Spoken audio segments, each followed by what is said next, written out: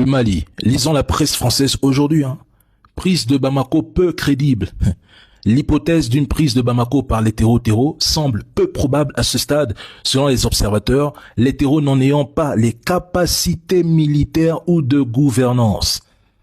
C'est eux qui le disent aujourd'hui, Ce n'est plus nous. Poursuivons. Mali. Après 2 mois de blocus terreau, l'étau se dessert autour de Bamako. Toutefois, la situation semble s'améliorer légèrement depuis quelques jours. Plusieurs convois de carburant sous escorte militaire ont été acheminés vers la capitale et certaines localités du pays. Dans la capitale, la situation s'est améliorée même si les files d'attente dans les stations-service perdurent. Après plusieurs semaines de pénurie de carburant qui ont affecté tous les secteurs de l'économie, la pression semble se réduire grâce à l'arrivée des convois. Mes frères, il n'y a absolument rien à Bamako. Qu'on arrête de vous embrouiller avec ces histoires, il n'y a rien. La ville est calme, les Maliens vaquent à leurs occupations, ils travaillent normalement.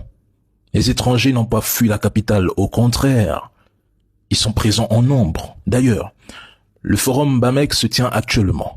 Le Mali y démontre fièrement et clairement sa capacité à produire ses propres armes, drones et autres équipements militaires made in Mali.